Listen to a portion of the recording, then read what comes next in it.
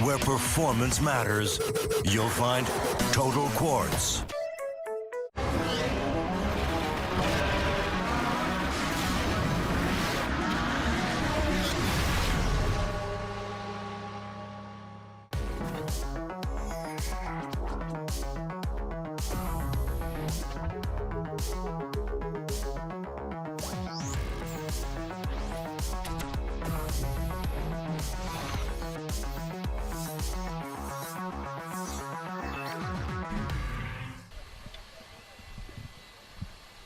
Pole for the first race here in Argentina for the local hero, Jose Maria Lopez, the man who's led the 2014 FIA World Touring Car Championship since the very first qualifying session back in Marrakesh in March. Good afternoon, everybody. Welcome to Termas de Rio Hondo, where Citroën have dominated qualifying. Lopez, the fastest man in practice, putting it on pole comfortably ahead of teammate Ivan Muller and Sebastian Loeb, with the Hondas looking more competitive behind him and the Chevrolets and Ladas also making their presence felt in the second period of qualifying. Rob Huff, 10th yesterday, will start race 2 on pole position in his Lada. That may be the first time that a Lada has started a World Touring Car race from pole. Teammates James Thompson, Mikhail Kozlowski among those who had problems in qualifying. Gianni Morbidelli had a turbo problem and a couple of other issues. And the new boy at the back of the field in his Engstler BMW.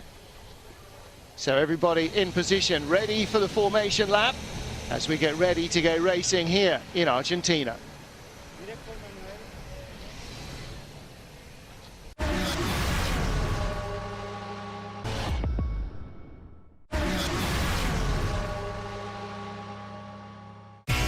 Where performance matters, you'll find Total Quartz.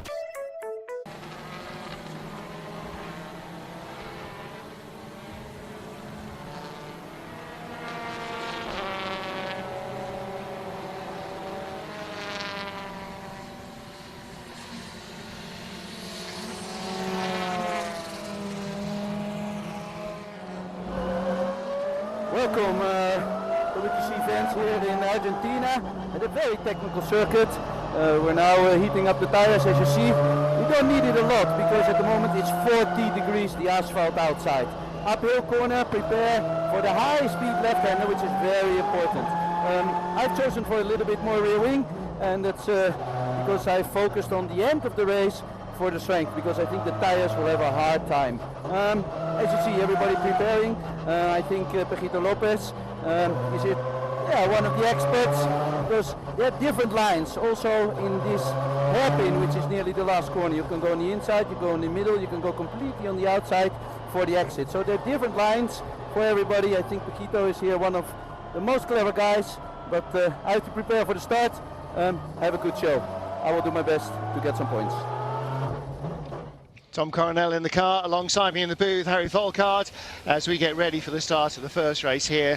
And interesting that Tom Coronel is looking at high tyre degradation and a bit more wing, sacrificing top-end speed to try and have some grip left at the end of the race.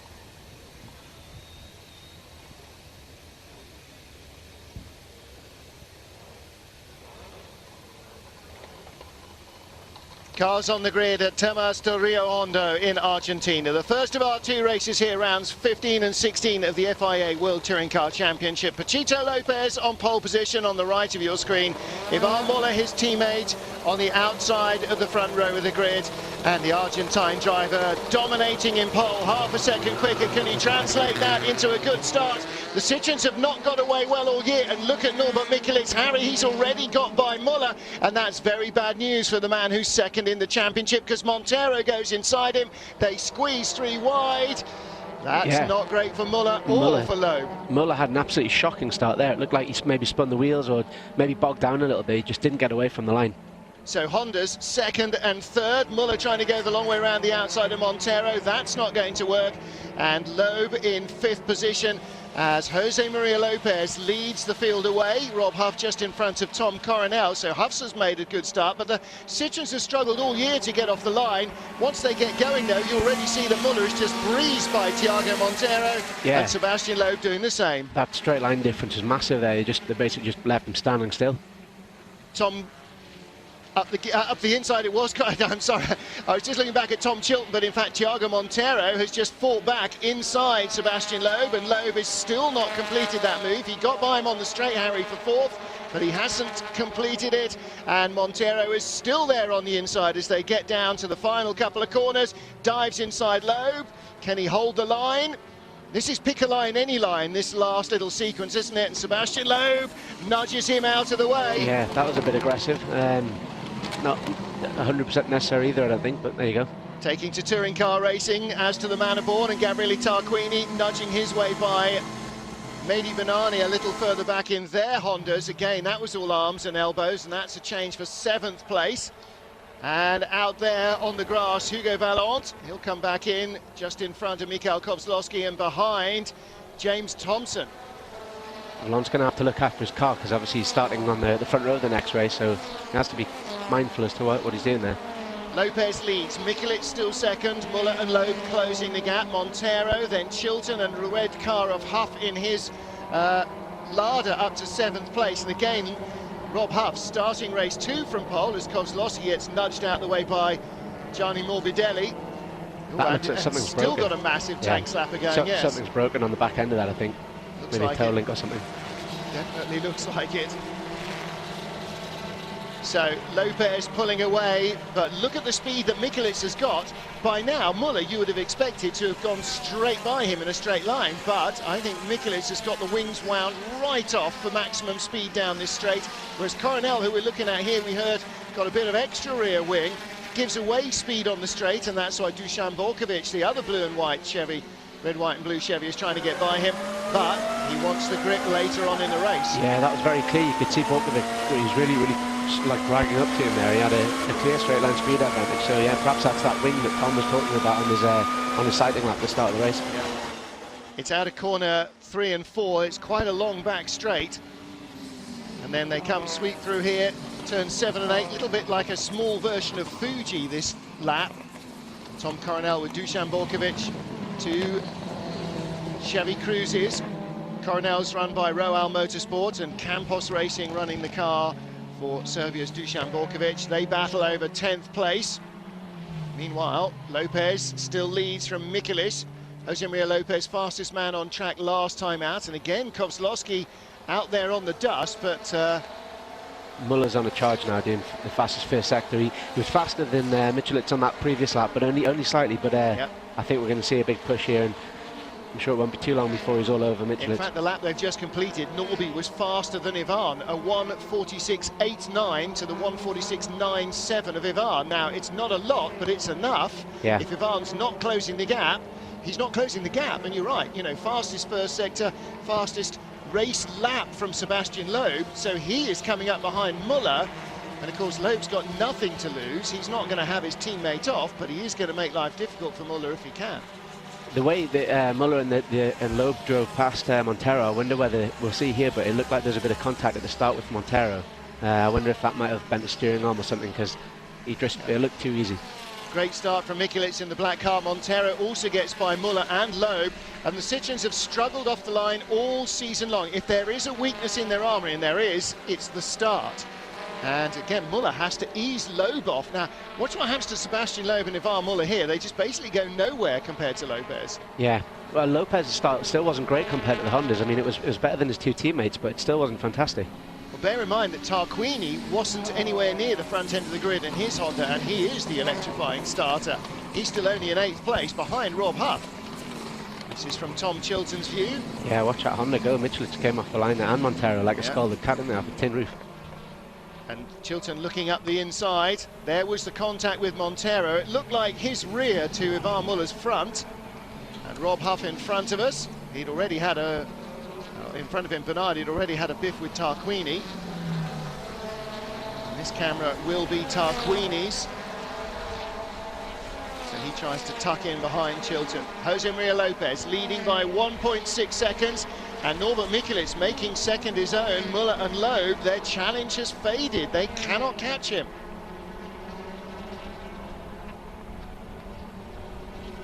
There is Mikhail Kozlovsky, the Lada driver in 16th place. Behind him, Franz Engster leads the TC2 category, the older style 1.6 turbo cars from John Filippi and Camilo Echevarra, the young Argentine, just 23 years old, who is in the second Engster Liquimoly BMW. Battle shaping up as Tom Chilton toes up behind Thiago Monteiro. This is for 5th place. Mikulec was 0.6 of a second faster than Muller over that previous lap, and Loeb was actually a 10th faster than Muller as well. So I wonder if Muller's maybe, we saw and we heard him complaining a little bit in the press conference that he had a bit too much oversteer, so maybe they've wound a bit of that off and perhaps he's gone too far the other way. Well, that's entirely possible, and maybe he's just worked on 2 or 3 different things. And of course, with no morning warm-up after qualifying anymore, you go to the grid with an unknown car. If you make changes, Harry, as you well know as a driver, make one, try it out and see if it works. You know, they may have thrown the baby out with the bathwater a little bit. Could well be, and we obviously heard Coronel there as well saying about the asphalt being over 40 degrees, which is very, very high. And you know, it's so easy to misguide yourself and mislead yourself with a setup change, which you carry in from qualifying, because the car will be totally different setup, different cambers, casters, and you know, there's a lot different tyre pressures and everything. So yeah, it is a bit of a gamble going into the race with one slight change, which could make a big difference. It's definitely a little bit more overcast yesterday during qualifying, a little bit more jacket weather, so it's clearer, it's less muggy, and the track surface is hotter, and all of that makes a difference. And still Muller is nowhere near catching Mikulec. He's not making any inroads. In fact, frankly, Muller and Loeb have been caught by Thiago Monteiro, and I probably oughtn't to mention it where we've still got 6 races to go, but Monteiro, or 8 races to go, Monteiro having I think his best season in World Touring Cars. Okay, he hasn't won a race and he may not, but he's the best non-Citroën driver in the points, and all of the bad luck things that would traditionally have happened to Thiago have not happened to him this year, and that's so good for your confidence. And traditionally, Gabrielli's always been slightly outperformed Monteiro, but this season it seems like you say, the boot's on the other foot. Perhaps the added aero effect is a bit more, you know, plays into the hands of Monteiro a little bit. I mean, obviously both guys have come from Formula 1, but more latterly, obviously Monteiro, which is probably more ground effect dependent than when in Tarquini's era. Dusan Borkovic had a long run down the outside of Tom Coronel and ran out too wide. Rob Huff now trying to get back up the inside of the Lada driver. Now after this, if Huffy sits to the outside, we've got the right-hander, and through he goes. In fact, it's not Huffy, it's Thompson. So that's Jimmy Thompson up into 11th place. That's one of the problems when you're in a queue of cars like this, that if you attack and get it wrong, then suddenly the guy behind gets a chance to shoot up your inside, Harry. Yeah, that's it. It's like chess. It's a constant game of chess. You're trying to work on the guy in front while not leaving too much of a gap for the guy behind. Oh, Morbidelli, look at that! Throws it up the inside. Borkovic concentrating on Thompson's back bumper. Didn't see Morbidelli coming up like a scalded cat. And in fact, behind Morbidelli, Rennie Munich showing every sign of trying to follow him through the gaps he's opening up as well. It looked like something went wrong with Borkovic there, because he dropped a long way off the back of Thompson, and he was actually touching Thompson on the corner before. So I don't know, it's not very easy to miss a gear in these things because they're sequential, but it certainly looked like something went wrong. He had a bit of a bobble over the crest. Maybe you just had to get out of the throttle a fraction, and that's all it needs when you're so close in terms of performance. One little flinch on the throttle, or one fraction of braking too early, and suddenly everybody goes by you. Thompson and Morbidelli both picked up a place. Borkovic lost 2 there, and Hugo Vallant, well, this is only sensible if he's got a problem with the car from going off, or before going off, that led to him going off early on lap 1, then he's got to get it fixed, because as you say, he starts second on the race 2 grid. Yeah, he ran really wide there, so maybe he's getting overheating problems, or something's got on the radiator or damaged underneath. They're obviously looking at that cooling grill, so he must be getting warnings under or on the dash that all is not well under the bonnet, and you don't need it overheating. Contact with Kozlovsky. Right rear. Yeah, but why are they looking at the air vents then? Yeah. They are definitely worried about temperature, aren't they? There's nothing else down there that you'd be worried about unless the splitter was coming loose, in which case they'd be unbolting it. Yeah, true. Jose Maria Lopez, our race leader. He won race 2 here last year in his first ever World Touring Car encounter. That was as a guest. He comes back as the championship leader past the midway stage. He has never been headed in the championship this year. He was on pole for race 1 in Marrakesh. He scored more points than anyone else and has not been behind in the standings ever since. Norbert Mikulits in second, 2.5 behind, but 2 seconds clear of Ivar Muller, who sets his own personal best, but that's only 7/100ths of a second quicker than Norby, so he's not catching. Loeb is dropping back to Montero and Chilton. Do you know what? I think Tom Coronel might be right about tyre wear. We heard him talking after Spa that he was hoping the Citroen tyre wear issue would crop up. It didn't. Maybe the temperatures here are high enough that it is. There's a lot of long radius corners here, and we saw this last year as well, which is partly why, not taking anything away from Lopez's win last year, because he did it on merit, but he did have a reverse grid pull. But the BMW was not that great a car last year. It wasn't the best platform on the grid, and we saw the front-wheel drive cars all starting to go away quite early on in the race. So perhaps maybe the Citroen is suffering a little bit with tyre wear. Well, here is Rob Huff, 7th place in the Lada. This is now going to send me scrambling to see what the best Lada result of the season is. Maybe we'll do that a little bit later. 8th place in Slovakia for Rob Huff is the best Lada result of the season, I believe. And at the moment, he is in front of Gabriele Tarquini. The Honda driver, of course, didn't make it into Q2, did he? So he struggled in qualifying.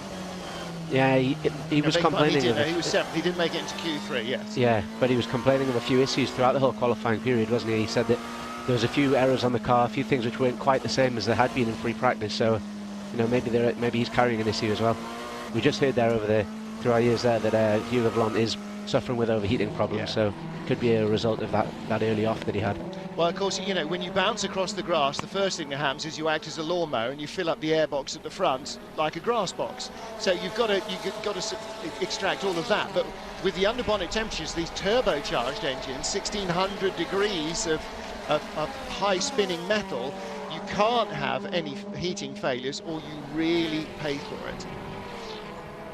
This is one of the widest tracks on the circuit. Rob Huff keeping his Lada nice and wide ahead of Gabriele Tarquini, and that's good practice for race 2 because he'll have Bonani and Tarquini on the row 2 of the grid behind him when he starts on pole later on this afternoon. And James Thompson, Tom Coronel might want to be backing that wing off for race 2. I think we're already on lap 8 of 13. Nobody's showing any signs of tyre wear, and he's basically towing around a parachute hanging about out at the back of his Chevrolet because he's carrying so much wing. Yeah, I mean, nobody's improving on their laps anymore, so tyre wear is becoming as you'd expect on lap 8, but it doesn't look like they've hit a wall or anything. They're not collapsing over a cliff or anything here, so yeah, perhaps maybe he's gone too far with that wing, but it doesn't look like it's too aggressive. Visually you can sometimes see when they're actually looking at the back of Thompson's car, his is clearly a lot less rake than Coronel's, but it's not as extreme as we've seen them before. Tomo likes to have no wing if humanly possible. He'll go for lift. In fact, he may actually have gone for lift. I mean, the Lada is a narrow body with big fat wheel arches. Left rear puncture for Dusan Borkovic. So he'll be heading into the pit lane. That's why he's plunged out of the back of that group. He was chasing Coronel earlier, of course. And there is your race leader.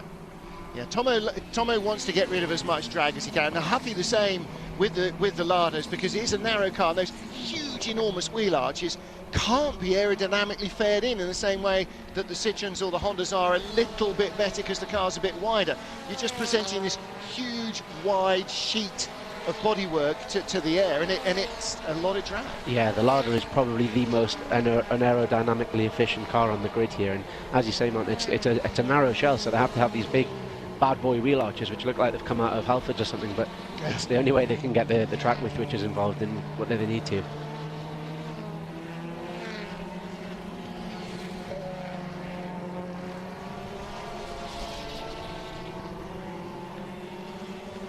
Jose Maria Lopez leads here with 2/3 of the race done in Argentina, and the focus now is on the battle for 7th place. Rob Huff ahead of Gabriele Tarquini. Of course, if Tarquini has a last lap lunge, Huffy, like a bullfighter, is just going to have to step aside and let him go. The one thing he cannot have is any damage on that Lada at the end of the race, because there's no time to fix it then before he's supposed to be on pole for race 2.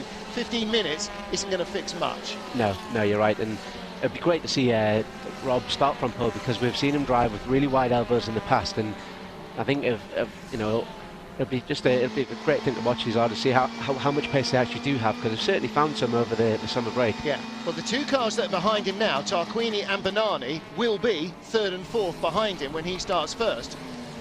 Camilo Echevarria coming into the pit lane. So I'm quite sure what's up with his BMW. And Tarquini showing no signs at all here of being able to get by Rob Huff. Lada seems to be using its tyres well. Huffy's got grip, he can still turn in nicely. It's not too tail happy, so he seems to have a nice balance with it. What's his best lap so far in the Lada? He's jumped up 147.5, and the best for Tarquini, 147.3. So Tarquini nominally with a quicker car, but Harry, having it and being able to use it are different things. That's it, and as we've seen with these new platforms, it's difficult to get too close to them, because they are relying on a lot of aero compared to a normal touring car, and what we've seen in the past. So you do get that slipstream effect, but as a negative in long radius corners, which we've got a lot of here. Ooh, Huffy went very wide, fringing the grass there. Let's hope he's not running out of tyre a couple of laps from the end. This is lap 10 of 13. Montero just had a bit of a moment in the middle of that previous corner as well. I wonder if this is the turning point for the tyres, where they're just starting to give up and make the cars get a little bit wayward. Is this where Coronel comes from 10th to victory in 3 laps, because he's suddenly got the tyre? He needs about another 3 on top of that. 16 laps might have been working in his favour. I think everybody else is going to hang on. Haven't been many World Touring Car races where we've seen everybody running out of tyre and somebody coming through with the genius setup, no matter how much front-wheel drive, and particularly the Seat diesel drivers would whine on about how quickly the tyres are going to give up. Amazing, when you're in the race and you're leading, you seem to be able to hang on. Yeah, I think so. I think a lot of that's all the politics of motorsport, which we enjoy so much, but yeah, it does seem to be the case, and they'll know roughly where their tyres are going to wear from what state they're in after a lap, so you really need some kind of freak conditions, I think, for an anomaly like that to happen. The other thing, of course, is to try and force a mistake when the driver is running out of grip and you can't use all the tyre. You've got to try and save yourself. If you make a mistake, then it becomes more evident. Muller pulling away from Lopez in third. Not much closer to Norbert Mikulits in second, though. Not Lopez in third, Loeb in third. Thiago Montero, Tom Chilton can't close on Sebastian Loeb. And nobody at the moment can close on Jose Maria Lopez. He has got speed, he's got great racecraft, he's disarmingly friendly and honest with everybody, and he's got a really silky smooth touch, and a very experienced top-flight single-seater racer in Europe before he came over to win multiple touring car championships back home in Argentina. Looking at Rob Huff's lap times here, he's pretty much lapping consistently with what his best lap was, so that shows us that the tyres are standing up really well on his car. But you look at Muller as well. Muller's the only other car which is within a tenth or so of their ultimate lap time. Everyone else is about 4 to 5 tenths of a second away from what they've been doing. Some guys are almost a full second away, so tyre wear is definitely coming in here, but maybe that's why we saw Muller struggling at the start. Maybe he just had too much oversteer and just didn't quite have the grip from the tyre in the early part of the race. Maybe so. Maybe he just didn't keep them warm enough on the formation lap. Lopez and Muller, the only men last lap in the 1:46.9s, 1:46.9 for each of them, and Rob Huff 1:47.5, 0.6 seconds away in race pace from the Citroen. I tell you what, you'll take that as a Lada driver every day of the week at the moment. Yeah, definitely. 2.5 we were looking at earlier in the season. Yeah, they were miles off to start with, and they've been improving the car steadily, and they've got another upgrade package coming for the next round as well, so I wouldn't be too surprised to see these things going up the field. Well, Tomo stuck behind Tom Coronel, and again stuck behind a well-driven Chevy and trying to get by. Again, that's something that's a little unfamiliar for the Lada drivers to see. I mean, since Marrakesh, when they really showed some speed because of the narrow widths of the circuit and the low relative speed, you know, they have sort of struggled. Yeah, Coronel will be looking in his mirror, scratching his head, wondering if he's got a problem or something. Why can't I shake this pesky little Lada off? 13 laps on the radio to the pits going, sorry boys, we went the wrong way on the wing. Sorry boys, we went the wrong way. Sorry boys. Look at that. You can't, I mean, there's no wing on Thompson's car. You can see the front element of it totally and none of the back. And yet Tom has got a lot more rear wing. You can see it's angled into the air a lot more.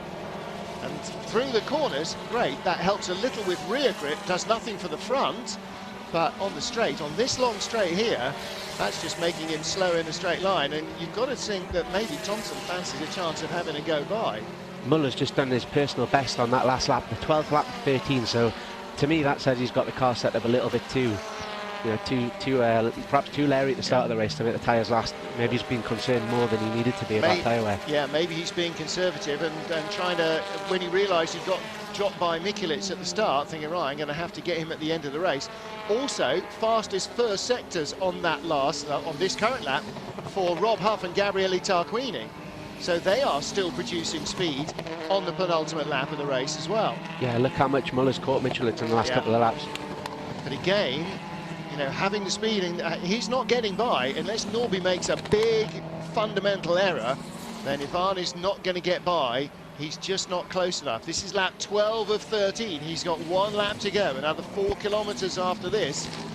I'm not sure that Norby wants to give away second place. This will be his best result of the season. It's good to see the other cars, sorry man, it's good to see the other cars taking the fight to the Citroens now, and the Honda has made a big improvement as well, and it's the first time we've really seen the Hondas taking them on, you know, on like-for-like pace. And it's the first time since the beginning of the year, Harry, isn't it, that the other teams other than Citroen have actually had some testing with the cars. I mean, some teams didn't even have 6 hours of testing with their car, never mind 6 days or 6 months like Citroen had before they came into the championship. So they've been playing a massive catch-up game from a standing start, and Citroen have had a year to prepare. No wonder they were well prepared when they came in, but you're right. The fact that we've got a Honda in second place, and if Lopez's start had been as bad as Muller and Loeb, they'd be following Mikulec probably still. Yeah, and we've seen Mikulec drive with, you know, the widest of elbows. He can defend as well as anybody, so the difficult bit now though, I mean, there's only 1 lap, so I don't think it's going to happen, but I think for race 2, Muller's going to have to look at his setup and come back a little bit, so his performance, his ultimate performance, is coming in around lap 8, which is where it seems to be the optimum, where we've seen Lopez and Mikulec, that's where their peak times were. Unfortunately, Muller has squandered his front row start. Now he's going to start 9th on the grid. Now he's got to really do something to make that thing cut through the field like a knife through butter, because he's going to have in front of him, well, Norby for a start, Montero and Tarquini, and that's long before he even gets to Huff and whatever. So he's got, you know, 4 of the quick-driven Hondas in front of him on the grid. And Chevys, and then, you know, he's got to get a decent start as well. And Lopez on the last lap, just, you know, making this all look very easy indeed as he takes the checkered flag victory in Argentina. He started 3 races here. He's now won 2 of them. Can't argue with that. Pretty good effort. Norbert Mikulec in second, Ivan Muller in third. Disastrous start for Ivan Muller. Not even remotely in with a chance of threatening Lopez, who extends his championship advantage. And look at Zoltan Zengo. How happy is he with that? And Tomo got by Coronel at the line. Yeah, on the last lap. Need to see a replay of that. Wow, how much will he have liked that, and how much will Tom still be going, sorry boys. Here we go, Coronel smoking it into the last pick a line, any line hairpin, and just drifts out onto the grey.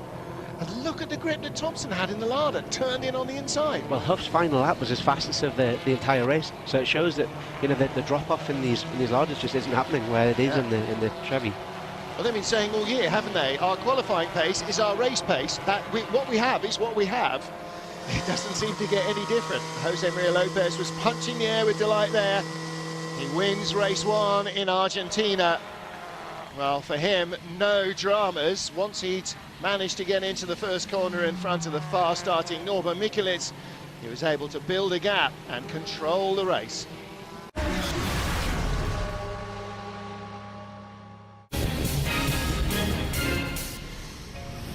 Yokohama, where performance matters, you'll find Total Quartz.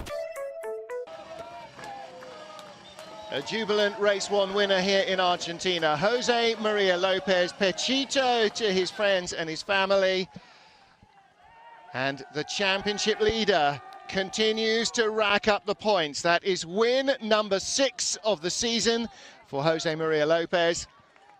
Fantastic job from pole position to dominate the race, and Harry Volkart, he never really looked like anybody was going to get close to him. No, he didn't. He did the perfect job, didn't he? Just got his head down at the start, put a blinding first lap in, and he could control it from there. He didn't have to stress himself too much, and that's an easy position to be in to control the race. You can, if you see people catching in, you need to press on a bit, and you can judge it from there. You're not having to scrap, and you're not having to defend too hard. Crowd surfing around Parc Fermé. What's he been sent back into the car for? Steering wheel, I think. Yeah, put the wheel back on. Oh, he's gone into the boot for something. I don't know what's going on with that. It's like in NASCAR when you're watching the live feed where they wait in the car until the network comes back and then they get out and have the celebration. It's like, oh, you're doing it all again. Okay, waiting for ESPN España to come with us, or Latin America or whatever.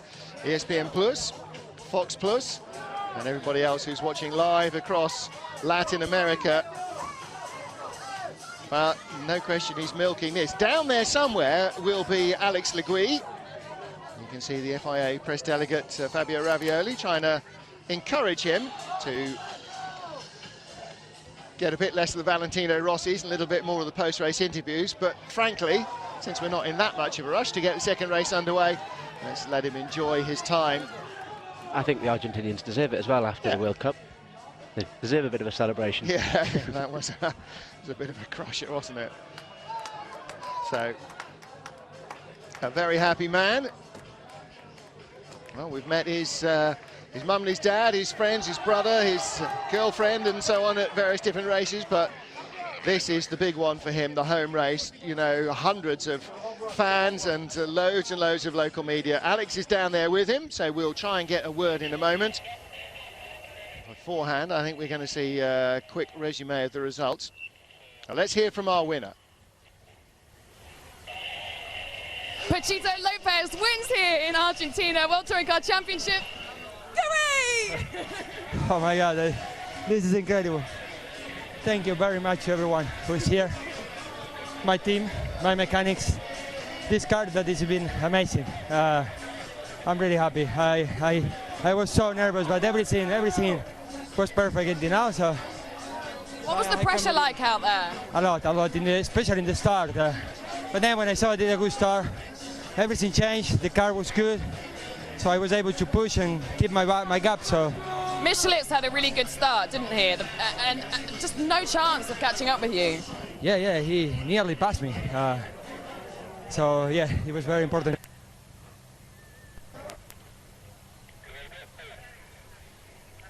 Well, Harry, he did. Norby Mikelitz got right up the inside of Pachito, and like we said a moment or two ago, if Lopez's start had been as bad as Muller and Loeb's, then they would all have been following that black and red Honda. So it could have been a very different outcome. But it's that thing, isn't it? He's sitting on the grid, he knows the pressure, he really desperately wants it. It's the fear of the unknown. Like he said, once he got into the lead, then okay, everything's perfect. That's it, yeah, and we know that the Citroen's got the pace, so he just had to get into that first corner first, and